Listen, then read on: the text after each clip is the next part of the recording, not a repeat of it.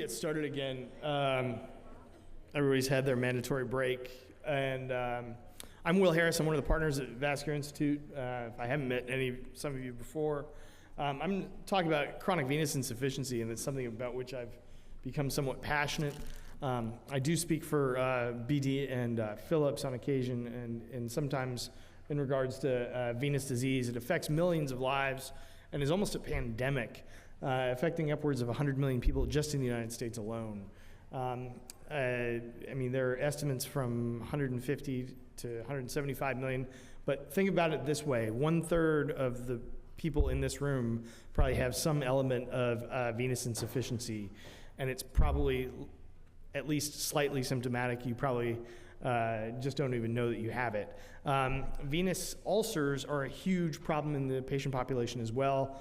Upwards of 5 million people in the United States have active or recurrent venous ulcers, and it puts a tremendous impact on the financial status in the United States every year. Upwards of $40 billion are spent on treating venous ulcers.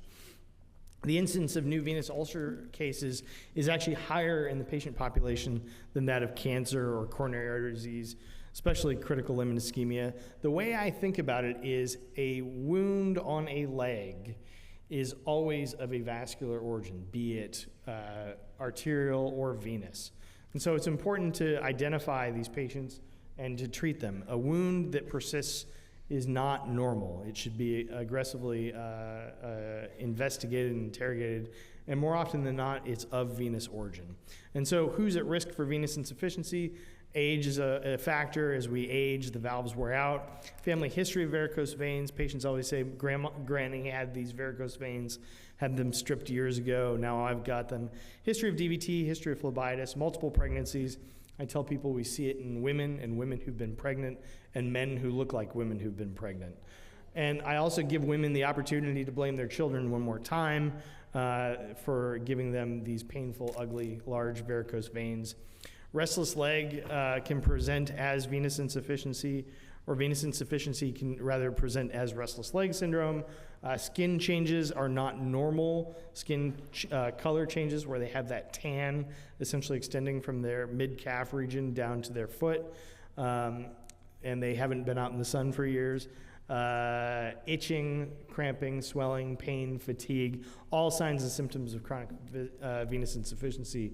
So the pathophysiology of this is where the valves in the veins essentially wear out and cause blood to pool down the lower legs. If you remember from your high school biology, veins are very thin-walled. They don't have any muscle in their tissues, unlike arteries. And so they rely on the outward muscles to propel blood flow back up to the heart. Well, in patients who have diseased valves due to obstruction, due to obesity, due to a variety of issues, those valves wear out, and then the blood kind of gathers and pools down the lower leg. The most common veins that we see this in are the greater saphenous vein, which runs along the medial course of your leg, essentially from your ankle all the way to your groin, and dumps into the femoral vein, and then the small saphenous vein. We also see it sometimes in the anterior accessory saphenous vein, and then we can actually identify reflux in large superficial venous veins as well. We also see it in the deep venous system too. Perforator veins are oftentimes small connections between the superficial vein system and the deep vein system, and underneath an ulcer you'll see a perforator vein feeding that, and sometimes we have to actually attack that specific perforating vein in order to get a wound to heal. So we classify venous insufficiency through different CEAP classifications. CEAP1 are just telangiectasias, small spider veins, reticular veins. Larger varicose veins are classified as C2 disease. C3 disease actually is where a patient presents with edema. And then C4 disease, you can actually get those chronic skin changes. C5 disease is evidence of a healed venous ulcer, and C6 disease is the presence of an active ulcer. And then oftentimes we will do what's called a venous severity score, which is kind of an in-depth screening tool to see how symptomatic the patient may be in our decision-making algorithm, whether or not to offer them treatment. So you have to remember that these patients who present with leg ulcers almost always have some sort of venous pathology that's contributing to the ulcer formation and the lack of healing. Oftentimes, about 70% of these patients have isolated superficial venous pathology, but sometimes the patient will have venous pathology both in their superficial vein system as well in their deep vein system, be it in their femoral reflux or they have iliac obstructive disease. And Dr. LeSar will actually speak on that a little bit later. We see wounds that won't heal more often in patients of lower income, and we also see it in African Americans have a higher increased risk of these ulcers not healing as well. And then obviously we see female race having higher incidence of venous insufficiency. Venous ulceration and superficial venous disease can lead to hospitalization. A patient who presents to the hospital with cellulitis on the leg is almost always of a venous origin. At least it has a venous component to it. And so that can cause a significant hospitalization, IV antibiotics, things like that. And so aggressively attacking that with venous ablation can rid their chances of recurrence and requiring repeat hospitalization with cellulitis. It amazes me how often these patients get admitted with like cellulitis of the leg and never get referral to a vascular specialist and never get the appropriate workup for venous insufficiency. So it's important to have the distinction between arterial ulcers and venous ulcers. Arterial ulcers typically present on the forefoot or on the heel and things like that, whereas venous ulcers will present in the medial malleolar region or in the lateral malleolar region and extend up into the calf and things like that. Sometimes they will have mixed pathology, so it's important to check Doppler signals and look for an arterial origin of venous ulceration and vice versa. So how do we identify these patients? So history and physical, history and physical, history and physical. I can spot a venous ulcer versus a peripheral arterial ulcer from across the room. We use ultrasound liberally. Ultrasound is the #1 diagnosis. I could not do my job every day without our ultrasonographers. And so when you get a report from us looking at venous reflux, looking at the vein disease, the ultrasonographers will interrogate the saphenous vein system. And this is a really good, see if this laser pointer works. Nope.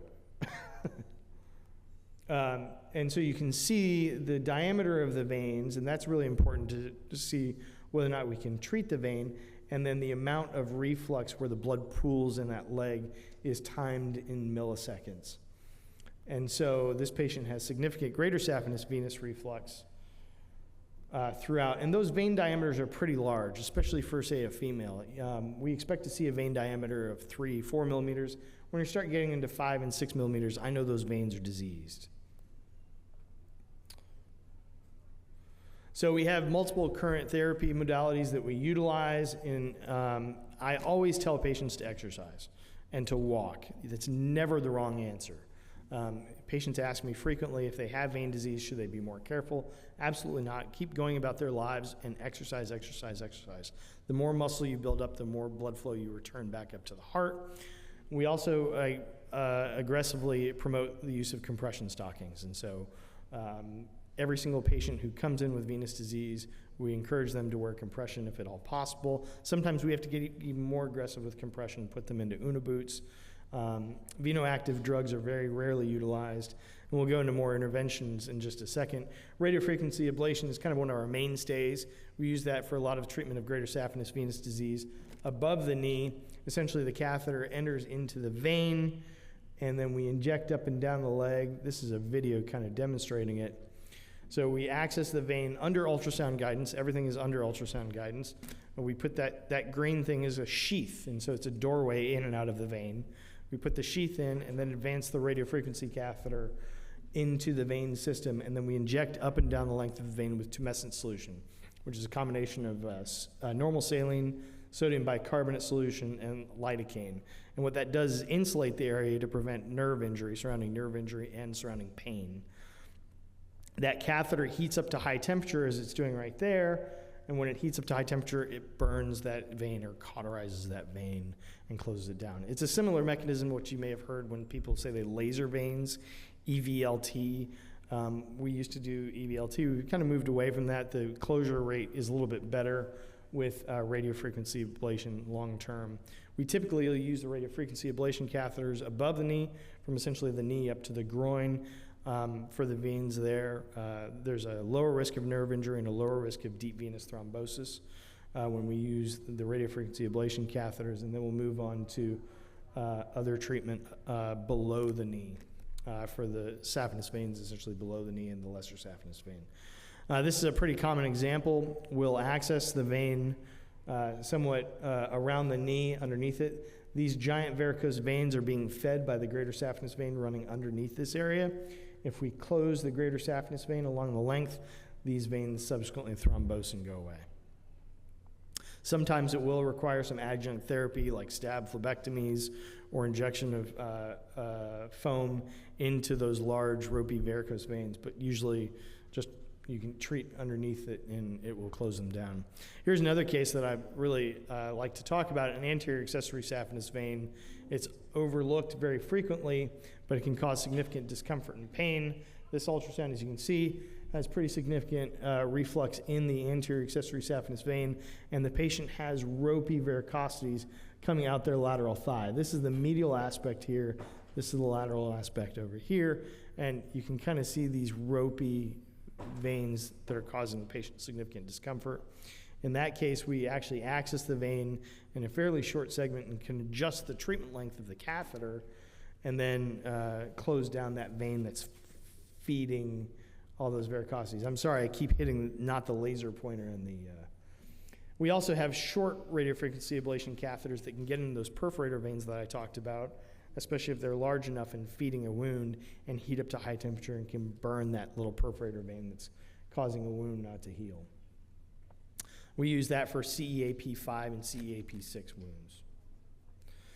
We also will utilize a glue. It's a cyanoacrylate adhesive, say that 5 times fast. And the glue, we don't have to inject tumescence up and down the leg, but we can inject that glue into the veins and it will close them down with a very low risk of DVT and whatnot. Very commonly, we will use Varithena, which is a chemical foam ablation. I tell patients it's kind of like bubble bath. It dissipates pretty quickly. But what it does is irritate the inside of the vein and close down the vein that way. We'll access the vein oftentimes around the ankle, inject some foam into the system that will close the vein essentially from the ankle up to the knee. This is kind of a good illustration of how it works. Access the vein, obviously under ultrasound guidance, and eventually it closes down and goes away. The closure rate for both instances is extremely good. For radiofrequency, it's upwards of 100%, and for Varithena, it's upwards of 90%. It's really important to note that these patients with these wounds with significant venous ulceration, that patients will present with wounds that have been there for months or years. This study actually showed patients presenting with an average ulcer of 35 weeks, which is almost 3/4 of a year. And I have patients who've been wrapped by wound care centers for years before getting referrals to vein centers for actually evaluation and appropriate treatment. And so once you get the main superficial system closed and treat the problem, it can result in closure in upwards of 12 weeks. And that can change the patient's lives. Those ulcers are really quite painful and whatnot. The other thing is in some of these patients, it will require interrogation of the deep venous system. And again, Dr. LeSar will talk about that in a minute. You know, when a patient presents to the Vascular Institute, we do ultrasounds of both their lower legs and of their iliocaval system to identify them and treat them entirely and not just the lower legs. Because, like I said, a lot of these patients will present with mixed disease. I'd be remiss if I didn't talk about sclerotherapy. We get a lot of referrals for spider vein disease. We do inject these patients, but a lot of patients upon closer interrogation actually have symptomatic venous insufficiency. If you don't get the symptomatic venous insufficiency and take care of that, if you inject them with sclerotherapy, then very often the spider veins will recur very quickly. So leg pain is not normal. It's not normal at all. We encourage you to refer these patients to vein specialists if you have, chronic wounds, chronic fatigue, chronic swelling, chronic pain. Leg issues are almost always a venous or arterial problem. So it starts with you guys on the front lines, identifying them, having a good relationship with the patients, knowing the patients, and moving them in the right direction. Thanks for your attention. And then I have the next talk as well. We'll kind of move from that into deep venous thrombosis. DVT therapy has changed tremendously even since I was a fellow. And that was 12, 13 years ago. We've become much more aggressive with DVT, and I think that oftentimes we felt burdened by low-grade DVTs, and now I think we've changed our view as far as the management of deep venous thrombosis and become much more aggressive in regards to treating these. This collection of pictures here we refer to as clot porn. I think that the venous thrombectomy experts go to photography class and learn how to gather the clot together to make a collage to show the patients and to put on social media and whatnot as to the efficacy of their treatment. But it is actually amazing that this kind of stuff comes out of the legs and the lungs with regularity, every day. And so DVT is tremendously prevalent in our population. Some estimations is that pulmonary embolism itself is the third leading cause of cardiovascular death. And it can, it's killed multiple post-surgical patients and multiple people die at home without ever even getting to the hospital because of pulmonary embolism. Deep venous thrombosis is the number one cause of pulmonary embolism, and DVT without treatment, appropriate treatment, can cause significant disability down the road. 90% of patients with post-thrombotic syndrome can't return to work upwards of 10 years after the initial diagnosis. And more than 10% of patients with post-thrombotic syndrome have long-term effects and develop ulceration and whatnot. So when a patient presents with significant swelling to your clinic, you have to have a significant index of suspicion. And there's actually a classification looking at whether or not you think the patient has an acute onset of swelling, a new onset DVT, a subacute type DVT. They may be called and said, hey, I've got some swelling, doc. And your front office says, well, we can get you into the clinic in the next 3-4 weeks. And they come in, they've had a DVT for that long. Or chronic long-term DVT greater than 3 months. And so there's something called a Wells score, which you can look up, which has a pretest probability of a deep venous thrombosis. The number one diagnosis test for deep venous thrombosis is ultrasound. Again, couldn't do it without them. But it's non-invasive, it's quick. We have a stat referral feature. If you have a high index of suspicion that the patient has a DVT, send them along and we will get an ultrasound done within 24 hours.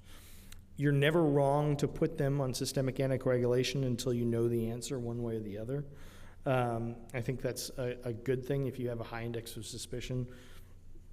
Put them on a NOAC. NOACs are easy and available nowadays. Things like Pradaxa, Xarelto, or Eliquis are readily available. And oftentimes if a patient presents with significant shortness of breath, have a low threshold for getting a CT of the chest to rule out pulmonary embolism. So this is a good example of a deep venous thrombosis in a vein. As you can see, there's significant shadowing in here. Oftentimes we'll try and compress the vein. The vein will be non-compressible. There's some flow here, so this is not completely occlusive DVT, but pretty good example right next to it. That A stands for artery. And again, this is a situation where there's no flow into that area, and it's what we call hypoechoic on the ultrasound. When we talk about DVT and pulmonary embolism, you want to categorize it and decide whether or not it merits intervention. If it's a saddle embolism, they have significant, if they're trying to die on you, if they have significant right heart strain, significant hypoxia. Those are the ones that merit significant intervention. There are some that you can just watch, and there are some that don't require any intervention at all except for systemic anticoagulation. It's the 21st century, and so we've evolved from the time of using rat poison, which is what Coumadin and warfarin is. The traditional pathway was you admit the patient, put them on a heparin drip, transition them to Coumadin, put them in compression, and see them as an outpatient. We moved on from that, and nowadays the majority of our patients, we put them on NOACs almost immediately. There's going to be a test on this later, how the mechanism of action of all the anticoagulants, but no, I'm not that mean. But there is a better way to treat these patients. So if a patient comes into your office and has significant swelling, put them on systemic anticoagulation. We'll see them almost instantly, and we can manage them from there. I think all patients with DVTs deserve to be evaluated by a vascular provider to see whether or not they would benefit from some sort of intervention. It still amazes me to this day how many patients are placed on anticoagulation with a DVT and are never seen by a vascular provider to see whether or not there's something that could be done to help them long term. By treating them early and identifying them early, you decrease the risk of clot extension, you decrease the risk of post-thrombotic syndrome and significant valvular damage, you decrease the risk of pulmonary embolism, and overall you improve their quality of life. So in a patient who's left untreated with significant DVT, they can develop post-thrombotic syndrome like we were talking about it. 15% of these patients develop venous ulceration. Upwards of 40% of them have severe disability when ambulating with venous claudication, and almost all of them develop venous insufficiency, which can be debilitating as well. Post-thrombotic syndrome is characterized by valvular damage. What I tell patients is essentially scarring and inflammation in the veins that can cause long-term disability. The question is what patients deserve to go to the hospital. If their leg is 2 or 3 times the size and they've got skin changes, then absolutely you should send them to the hospital and we can work them up there and deal with it. But if they have some new onset swelling and it's pretty low grade and you just have a high index of suspicion, I don't think sending them to the hospital it just overburdens the emergency system, and they're already overburdened. The old days of admitting the patient, putting them on a heparin drip and things like that while working them up for a DVT, I think is a lot of times doesn't need to be done. And so most of this can be managed on an outpatient basis. And even if we do decide to thrombectomize these patients, we can schedule it in a somewhat elective fashion within 2 weeks and do it kind of on everybody's time when it's convenient. Classically, this was our mainstay of treatment if we were going to treat a patient. Catheter-directed thrombolysis. We actually put a catheter into the vein, and that catheter will drip a tissue plasminogen activator, which actually breaks up the clot. Sometimes we'll use catheters called ECOS catheters, which deliver an ultrasound pulse into the vein, which helps to try and break up the clot in addition to the dripping the TPA. That typically requires us to take the patient back to the operating room and take another picture. But we've moved on. We have new thrombectomy devices that have increased in utilization over the last probably 10 years that are really pretty fantastic. We do a percutaneous thrombectomy, which typically only requires 1 trip to the operating room. The operating room trip is pretty quick. It takes us 45 minutes to an hour to do the procedure. We don't typically use thrombolytics when we're doing percutaneous thrombectomy.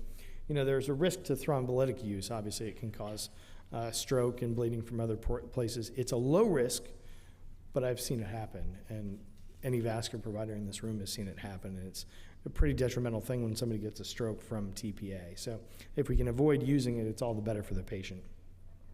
And there's an extremely low risk of propagation to pulmonary embolism when we're doing these thrombectomies, to the point where we don't put in IVC filters or anything else when we're doing the procedure. We just typically anticoagulate the patient.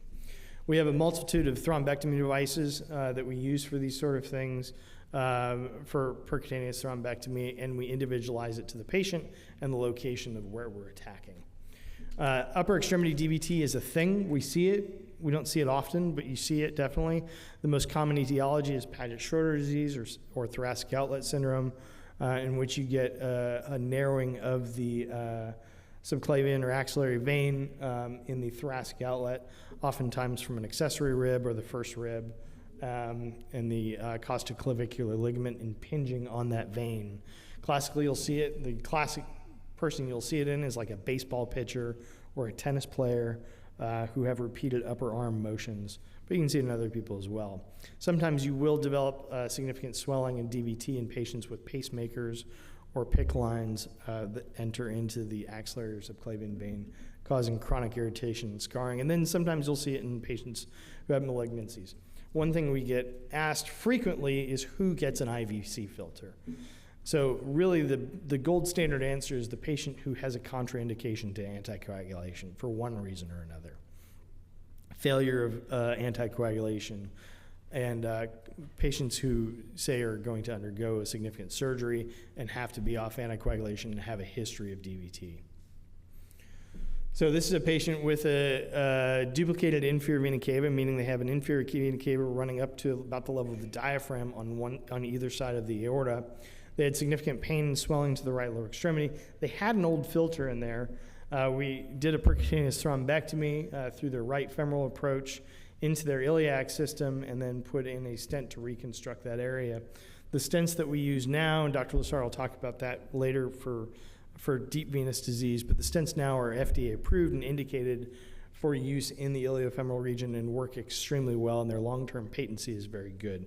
But then you have the patient who probably had a DVT, was not referred to a vascular provider, and then has been walking around with significant horrible swelling, cramping, pain. His PCM placed him on Xarelto when he found he had a DVT, never saw a provider, and then he had horrible post-thrombotic symptoms to bilateral lower extremities in which he couldn't even walk. And this is what we found on angiography. So these are collaterals that have developed, these things extending up. There should be a linear vein coming up together here to form the inferior vena cava, and on him, he's developed collaterals to return blood flow up to his heart because everything closed off and scarred. So we reconstructed him with wires and catheters and stents and put 2 stents up kissing into his inferior vena cava. And as you can see, as soon as we do that, those collaterals totally disappear. Pretty spectacular. So that's yet another reason to look higher in these patients is iliocaval obstruction can lead to DVT. It can also lead to things like pelvic congestion syndrome, cause venous insufficiency, things like that. This was an 87-year-old female who we saw in our office who presented with large DVT. She had significant swelling, cramping, pain in that leg. We did a thrombectomy in our office. You can see the images. This is this white stuff inside the lumen. That's all clot. So we thrombectomized the patient. The patient on interrogation had actually been having this swelling for some time. So when we ran the IVUS through the system, there was a fair amount of chronic thrombus to it as well. So we cleaned out the clot as best as we could and then reconstructed her with a stent all the way down into her femoral region. As you can see, kind of right in this area, the femoral head is right here. So the stent extends all the way down into the common femoral region. And we'll do that with some regularity, have to extend down there for significant scarring. This was a 22-year-old female with a history of multiple DVTs. She's on Xarelto. She had an acute DVT in the left common femoral vein. She had significant compression and narrowing at the left common and external iliac venous system. Remember that oftentimes these DVTs are caused by an obstruction more proximally. And so we did a venogram on her, did an intravascular ultrasound with a mechanical thrombectomy. And as you can see, because she had this chronic narrowing and occlusion of the left side, she developed collaterals extending over to the right side. Sometimes patients will present with swelling to both lower extremities as a result of unilateral disease. So when we crossed, we were able to reconstruct it with a stent, and again, those collaterals totally disappear. This was a patient who was just from Monday. A 69-year-old female presented to the hospital with severe swelling in the left lower extremity. She had common femoral and iliac deep venous thrombosis. As you can see, this white stuff inside the lumen of the vein is clot. Again, like I said, a lot of these patients have a chronic component. So she definitely had a chronic component to the DVT with chronic narrowing at the level of the left common iliac vein. You can see all these collaterals that had formed around. We thrombectomized her with a penumbra catheter, 16 French penumbra catheter. This is the mandatory clot horn at the end of the case, and we put a BD Venovo stent in, and the collaterals totally resolved, and her swelling was completely resolved by the next day, and she went home. So it really, venous thromboembolism patients benefit from a combined approach. It starts with you guys in the front lines. We work with cardiology. We work with other interventionalists. But it's really important to identify these patients as early as possible to help them from a long-term standpoint. Any questions? So in the primary care setting, have a lot of people that come in with concerns for DVT. Yeah. They would like for us to go ahead, if there's high suspicion, to start them on Xarelto and then refer them to you guys for workup. Absolutely. I don't think you're wrong if there's no contraindication for systemic anticoagulation. Putting them on some sort of systemic anticoagulation early is a good thing to do to prevent propagation. Okay. It's not going to like clear, or it's a good thing obviously if it resolves the DVT, but I wanted, I guess, you guys to be able to see that it's there and like verify, yes, that was. It's not going to change. In 24 hours, it's not going to change what it is. And if you think about it this way, they've got some sort of vascular etiology for the swelling, right? And so even if it's not an acute DVT, they probably have some element of venous insufficiency, and we'll just continue them and work them up from there. So we may get them in we'll get them in within 24 hours and do that ultrasound to rule out they don't have a DVT. They don't have a DVT, but they have swelling, so we'll arrange a venous reflux ultrasound in a week or two. Yep. And you guys are the only vascular team that offers that 24 hours, 48 hours getting them in to evaluate for DVT, so I think that's a huge service. That's why I bring the patients. I appreciate it. It's awesome. Thanks. And I'll turn it over to my illustrious partner.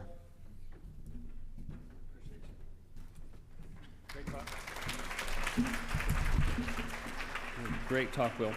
And just to kind of echo that, like I said before, most traditional vascular places, and this is where I was, a decade ago, was that we just didn't have the bandwidth to handle that. But we've developed a team that actually handles the problem. So I think that's the difference, I think, that you see. So our next two talks are really on the more central venous system. I'm going to talk about May-Thurner syndrome. You've probably heard that term before. Some of you may know what it is, but really what it is the iliac vein or the inferior vena cava venous obstruction. And when that happens, there's a syndrome that goes with it that we need to talk about. So for the origin of VIC really was a PAD CLI center. Most vascular surgeons love to do arterial work. Venous system was kind of put on the side because we didn't have a lot of technology to actually fix some of the problems. And so now with the advent of technology, we can start to affect the patients. This is a heat map of all the amputations that happen in the country. VIC is right here in the south. 40% of amputations happen in the south, and this is one of our primary goals. But we, as vascular surgeons, do both things. We do arteries and we do veins. We're trained on both sides, and we now have some of the technology to do this. So we're trying to be a center of excellence for PAD, CLI, but also venous disease, and half of the referrals we get are venous. We believe in accreditation. It's important. It holds us to a higher standard. It holds our lab to a higher standard, and since the inception of VIC, our ultrasound lab, all of our testing is IAC credentialed, but we just obtained the designation for a vein center. We're one of 3 vein centers accredited vein centers in Tennessee, and we've also had we're really the only accredited deep venous system, deep venous center in Tennessee at this point. But more people need to join. We can't do this all. There's a lot of vascular disease and venous disease throughout the country, and we need to address those problems. We know that about 100 million, I think we'll show this slide, of Americans suffer with venous insufficiency. We're talking about the central vein, the more advanced disease. So we think this is probably about 7 million, 6 to 7 million of this 100 million is what we're going to be talking about now. So when we have venous insufficiency, it's either reflux disease, the veins, the valves have failed, or there's evidence of obstruction of return of blood to the heart. And if you have a combination of those, that's where we have most of the problem. We know that clinically obstruction is worse than reflux when it comes to if I had to choose which side is worse. And so that's what we'll be focusing on today. So when patients present, does this patient have venous disease? Any answers in the audience? My team's saying, yeah, they have venous disease. She does. Where do you see it? You see it right on her thigh, and you see a little telangiectasia. This is the SEEP1 for venous insufficiency. It's very common and is often can denote underlying disease. So when we don't necessarily just rush off to sclerotherapy on this, we also want to have an evaluation to see if they actually have more medical disease. C2 is obvious varicose veins. C2A is asymptomatic. Asymptomatic patients don't need surgery. They don't need interventions. If they have no pain, pressure, heaviness, achiness, change in skin color, then they're at risk. They should have compression stockings. They should walk or move if they have pressure in their legs. But generally, we don't have to do anything. Symptomatic painful varicosities is a different story. And that makes up a majority of the patients in that 100 million that we kind of deal with. When a patient comes into the office, they're going to have a lower extremity venous ultrasound. That's what we've done for years. We can see reflux in the saphenous vein in that lower circle, but oftentimes we would find reflux at the femoral vein. And you see it says deep. Well, that means there's probably something deep, and quite honestly, what we did for many years was ignore that, because we didn't have any way to fix it. So why are we looking for more things that might be wrong if you really can't fix that problem? So we would fix the superficial system and try to take care of those patients. Majority of them would get better, but there would be a cohort of people that just wouldn't get better, and it has to do with that deep problem. So how will we treat the superficial? We went through a lot of this. You have laser and glue and foam, and we can ablate the peripheral system. And people worry that if you take out my vein, is that going to be a problem? Well, we're just removing the vein that has pathology. You have plenty of veins to return blood back to your lower leg. When we get into the more advanced SEEP scores with significant swelling, especially unilateral edema, or unexplained edema bilaterally, this is where we have more advanced disease. It can lead to hyperpigmentation, eczema, or even lipodermatosclerosis. That is where you lose the fat tissue between the epidermis and the muscle and the fascia, and you get this sclerotic kind of limb that's easily friable. If you scrape it, you can open up a wound, and now we have C5, C6. So this is C5. This is actually after it's almost healed, and C6 is an active venous ulcer. These are very difficult to treat and be successful. But one thing I would say is this is not a wound problem. This is a blood pressure problem, is a venous pressure problem. And so we want to treat the wounds, of course, especially wound centers and wound care, but if we don't fix the underlying venous pressure, this does not get better. And so in patients that present with a more advanced disease, not only will we get our superficial reflux, but we'll also get a deep test. We'll test from the groin to the chest, and we're really looking to see if there's evidence of a narrowing within that vein. And so, we had a couple great speakers yesterday on how to look at the deep system, what's important. But what's important to me is that I have a patient with a symptom, of severe symptom, and they have evidence that they may have compression. If I have those two things, then I can justify taking them to a venogram to see if they actually have compression. So May-Thurner syndrome, it was described in 1957 by Dr. May and Dr. Thurner. It was the largest autopsy series at that point. People with pulmonary embolus, and why do they die from pulmonary embolus? And what they found was that there was compression of that left common iliac vein by the right common iliac artery. The artery lives on the left side of us, and it has to travel to the right side. And so it crosses over the vein and can pinch that vein. And we always thought before it was compression, like it was a narrowing.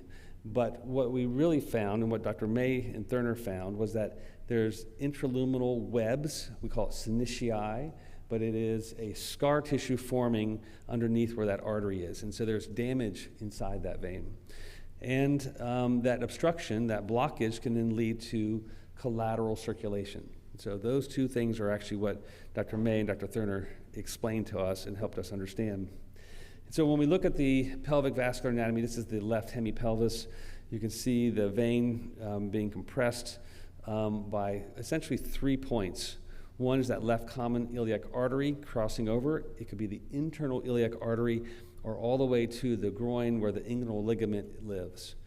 And so if we fix 2 of those 3, then the patient still has evidence of compression and they still have symptoms. And so part of the process in repairing these patients is understanding of what is compressed and what is narrow. And so when we have pelvic congestion syndrome, we can have that May-Thurner style compression. In that middle picture, you see the X where the common iliac vein is compressed. And what happens is collateral networks develop. And so as the blood comes out of that leg, it hits the internal iliac vein, crosses the pelvis. In a female, it crosses over the uterus and through the ovaries in that plexus to get to the other side. And so you can start to develop, and you see in that left picture in the pelvis a bunch of large varicose veins that are associated with pelvic congestion syndrome. On the bottom panels, you can see the B mode then the color imaging by ultrasound to look at the vascularity in the adnexal area, in that area over the uterus. And these can lead to pain, pressure, heaviness, achiness in the pelvis, worse during the menses. Now, if you remember the synechiae I said, or the damage in that iliac vein, that can lead to acute iliofemoral DVT. And if you shut the blood flow off going back to the heart in that leg, blood pumps in, blood can't get out, that leg swells, and they have tremendous pain, pressure. This is somebody goes to the hospital. You can send it to my office all day long, but I'm going to send it to the hospital at that point. And because this is clearly a very severe problem. And if we don't fix this is where people can actually get venous gangrene, lose a limb. I can say in my career, 25 years, never lost a patient's leg for venous disease. So if we treat it properly, we don't have to lose a limb. And so this patient actually had hormone replacement therapy and May-Thurner. And most DVT have 2 issues: traveling in a plane and hormone therapy, maybe an injury and a May-Thurner problem, and now they have a DVT. This can lead to acute pulmonary embolus. If you have an unexplained source of pulmonary embolus, May-Thurner syndrome should be ruled out. It's treatable, and I have many patients that we've treated the blockage to prevent future pulmonary emboli. Is that a gold standard, test that we have literature that proves that? No, we don't have that yet. But we do have new technology, and we're learning as we go. So I have a license to practice medicine. I get to practice on people. That's what that means. And we use our best knowledge and our best clinical judgment to try to help patients. And we use data when we have it. But if we don't have data or when we're on the cutting edge of this, then we have to kind of help figure out what to do for patients. So the most common thing that we see in the deep venous system is non-thrombotic iliac vein lesions, NIVLs. It's a crazy acronym, but it's what it is. And what it means is that there's compression of that vena cava by the artery. It can be a both side problem, edema in both legs. It can happen in both sexes, happens in all age groups, and it is just a function of anatomy. And when we have bilateral symptoms of compression of the iliocaval junction is the common source for that. So patients present with venous disease with all of these things: pain, pressure, heaviness, achiness. Everybody describes it differently: swelling, fatigue in the limb, cramping, varicose veins, skin changes, and ulcers. These are the most common things that we see. Now, we can get pelvic congestion syndrome if you get that history from a patient, dyspareunia, pain in the low pelvis during their menses. Neuropathies can be also common in people with venous disease, restless leg syndrome. How many people have had venous disease and they thought they had restless leg syndrome, a central brain issue, when it's really a venous insufficiency. Deep venous thrombosis, pulmonary embolus, and venous gangrene. This is pre-gangrene. You can see all the edema, the blistering, because there's no way for the blood to get out of that leg. Blood gets in, blood can't get out, and so that's an emergency. If we don't fix that, she could lose her leg. So the indications of when we would do a venogram is we want advanced disease, C3 to 6, or if they have a pain syndrome. We may have patients that have just severe pain. By the end of the day, they're miserable, and that's maybe an indication for testing. When we do the testing, we do the superficial, but we also do the deep testing. Now, the newer technology has really allowed us to fix these problems. It's only been around 7 years. So I tell patients I don't know what 20 years is going to be. So we do have to, once we repair these, they have yearly ultrasounds. Dr. Will showed kind of what we can do with the different technology. And what we've found over time, over 8 years, is the first 4 years, we kind of did very reactionary testing to central venous system. If the patient had that severe symptoms, we would get the test and see if they had that May-Thurner problem. But what we realized is over time was that we standardized that, and anybody coming through gets lower extremity testing, but also central testing. What is the incidence of May-Thurner syndrome in patients with symptomatic venous disease? We looked at our patient population over the last 4 years, and this is still the early 4 years. And what we found was that about 30% rate of May-Thurner syndrome that required therapy. And in that early phase, it just seemed too much. It seemed like there was a lot of stenting happening, and is there a way we can actually try to drive that rate down? So this is our referral history from 19 to 24. So this is the last 4 years. You can kind of see in red is the arterial, and the blue is the venous referrals. This is the procedures, the number of procedures we've done. Red is starting to slow down and come down, but venous procedures have increased. And part of that is some of the decision-making that we had. In this 5,000 some patients, we can see the blue line where the venous procedures are starting to increase. And part of that was a conscious decision to treat the superficial system first before we would ever consider treating the deep system. Some patients present with very severe problems, but we still want to focus on treating the superficial first to see if we can avoid a stent in that patient. And what we found in the last few quarters of the year was that we're down to about a rate of about 15%, which is about half the rate that we were starting with. So from a logistical standpoint, what this means is for our lab, there's about 3 times as many venous ultrasounds, and it makes it quite busy. But we kind of grow our staff to accommodate the needs of the practice. So what is the optimal endovascular therapy for this? For this group of patients, we had about 1,100 venous catheterizations that were performed during this time period. A third of those patients were male, and about 2/3 were female. If they went to have a venogram, 28% did not require a stent. The IVUS intravascular ultrasound did not confirm the obstruction, and so the patient doesn't get a stent if they don't need that. But about a third, 28%, did have a single stent, and 44% had 2 stents. If we looked at everybody who got a stent, about 60% of those patients had required 2 stents, one on each side, to actually fix that patient. And our gold standard test was intravascular ultrasound, which was 94% of the time. So as far as the non-thrombotic iliac vein lesions, we know that it happens on both sides. It causes compression in both sexes, all age groups. Bilateral symptoms can often lead to iliocaval junction compression. It's not just the left common iliac vein, it's actually the distal vena cava.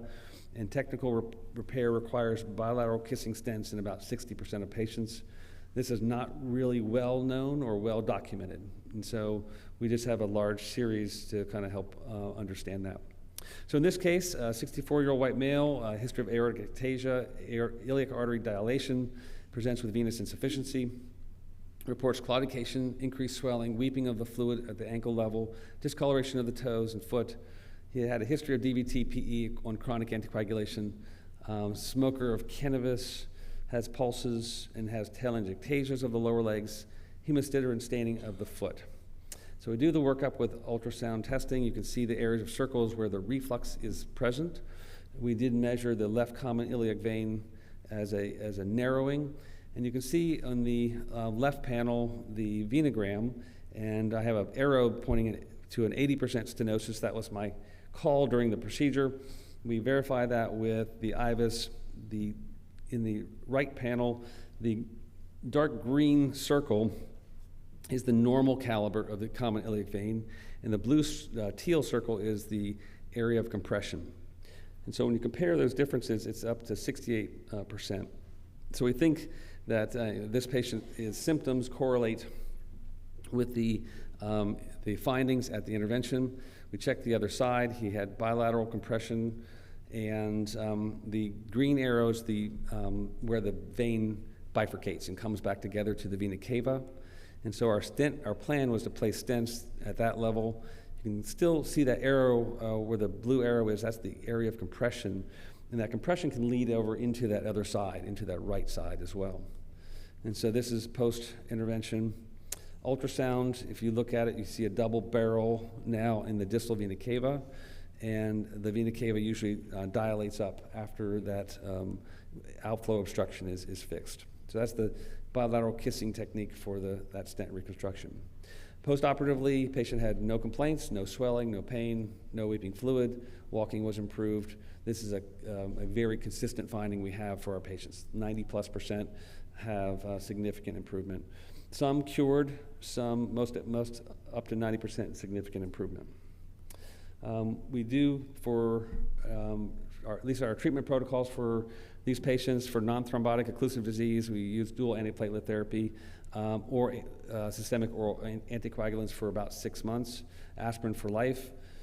If they have thrombotic occlusive disease, they're at definitely higher risk of re-occluding, and it's up to 40% if we don't treat them appropriately with anticoagulation. And so that's usually for 6 months or a year, usually following the VTE guidelines that are out there. Stents should undergo duplex ultrasound surveillance for life. So if we find a patient of mine that I put a stent in 5 years ago and they haven't been back to see us, send them back. I want to know. We have no idea long-term on these patients what the outcomes are going to be. So we do want to follow these. So central venous stenting, symptomatic May-Thurner syndrome, we think is present in symptomatic venous disease in about 15 to 30% of patients. Bilateral symptoms are common, occur in both male, female, present at all ages. Endovascular stent repair requires iliocaval kissing stents in about 60% of patients.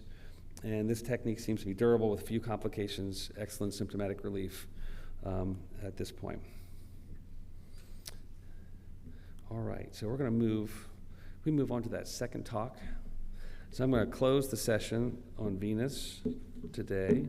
Dr. Harris is heading back to Vic to prepare his patient for the afternoon surgery that we're going to see. I am the only thing standing between you and lunch, and so hopefully the next 90 slides will go very quickly. I'm just kidding. But we're going to try to get back on time here a little bit and get going. So pelvic congestion syndrome. So 60% of patients with pelvic pain do not have a diagnosis of this condition. 39% of women suffer with PCS in their lifetime. About 15% of patients, of all women, can be affected by PCS currently. PCS accounts for about 10% of all GYN visits, about 40% of all diagnostic lapse, and about 10 to 15% of hysterectomy, which is curative because you remove everything, including all the veins associated with the ovaries. But then going into early menopause is a challenge. We've talked about pathophysiology. We talked about how veins work, and it's when you get the obstruction component is where we have trouble. So if you have the bottom X in the Thurner syndrome, you get the pelvic collaterals. If you have the top X over the renal vein, that is where we get reflux down the ovarian vein that can fill the pelvis collaterals and cause the same symptoms. So the chronic pelvic pain that increases with menstrual cycle intercourse, standing or sitting for long periods, is one of the histories that we typically get. Other symptoms include irritable bladder, heavy menstrual period, the varicose veins of the genitalia or legs, specifically genitalia in the peripartum period, and or escape veins that come from the pelvis that run on the inside of the thigh or sometimes around the buttock area. Low back pain, that's chronic, unexplained, hip groin pain, heaviness or achiness of the pelvis or lower extremities.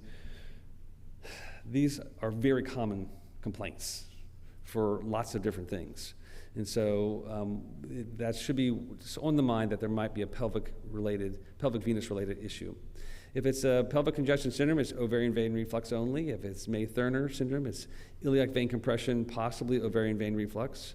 Nutcracker syndrome is left renal vein compression with ovarian vein reflux. We'll see a little bit more about that in a moment. And then pelvic venous disorders, where we have the origins leading into the lower legs, through the genitalia, through vulvar varicosities, through hemorrhoidal tissues. So we can get real crazy about diagnosing this and classifying all of this. And this is a great reference, and it's important to kind of understand some of this. But this is usually more for reporting disease and reporting therapy.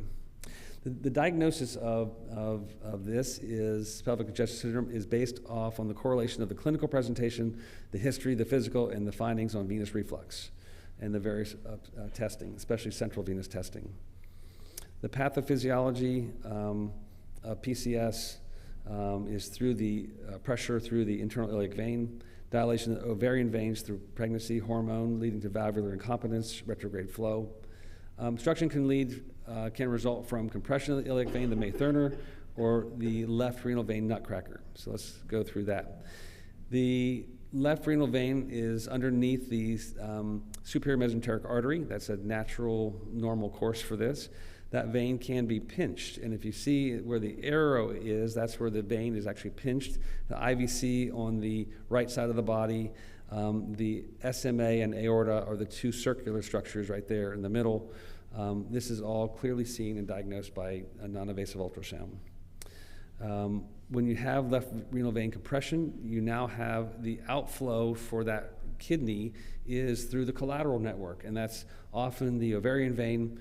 Again, ovarian vein has valves, so there's a pressure problem, and so the valves start to fail, and as they fail, then you have pressure now through the pelvic varices along the uterus. It's easily diagnosed with an ultrasound. We can see, we want to see 6 millimeters or more of diameter, and we want to be able to see and document reflux in that patient. And if we do, then we can actually consider therapy for that. You can also do MRI or CTV imaging to really see the collection of varicose veins in the pelvis. And then if you do have it, in the left panel, you see the ovarian vein coming down. It fills the adnexal area with varicose veins, and we can just essentially just turn off that pressure by coiling that small vein. Thurner syndrome is the compression of that iliac vein, and you have the pressure through the internal iliac vein, and we can see that common iliac vein compression often. On CT imaging, you can see the artery coming across the vein. You can see in that right panel, it almost looks like a shark bite taken out of that vein. But what it is that synechiae that's built up, that scar tissue buildup, and also the compression on that vein. Repair is by stenting to actually fix that problem. So we think that iliac vein stenting is very safe. Major complications are extremely low. We can do this in an outpatient center.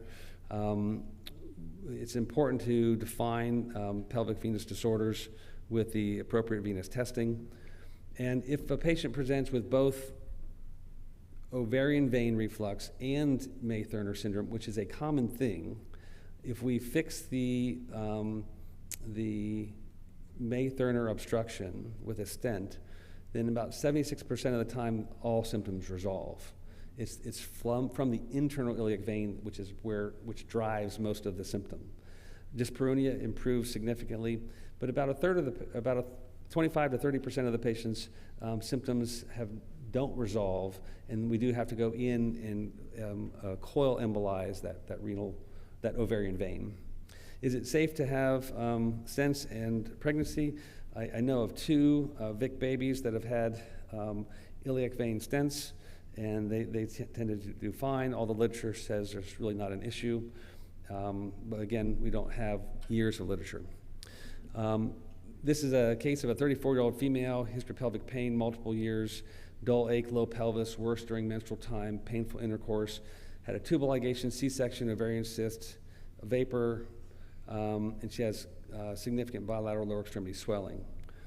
On non-invasive testing, she had evidence of a diameter of 7.6 millimeters with evidence of almost a second of reflux. That's highly positive. And she does have evidence of obstruction of that common iliac vein.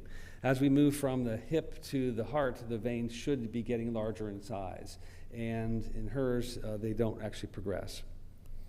So she was a patient that had a nickel allergy, and so our only option really for her was, can we embolize the ovarian vein to reduce her symptoms? So this is where we go into the vena cava in the left panel, middle panel, I'm in the renal vein, the right panel, we're down the ovarian vein, and you can actually see the flow into the pelvis in that area. This is where we've actually coil embolized the vein, and that will shut down that problem. So pelvic venous disorders, it's important to maybe think about that in your differential diagnosis. If you have signs of and symptoms of pelvic congestion, or if you have swelling in the extremities, in the right upper panel, you can have MRI showing vulvar varicosities, or in the middle panel, the plexus in the hemorrhoidal area that can escape into the inner thigh and along the anterior thigh, that are signs of a pelvic venous compression syndrome and the escape veins that come from it. So thank you for your attention. At this point, I'm going to move on to sending you guys to get some lunch, and we have about 25 minutes before we start again. So thank you.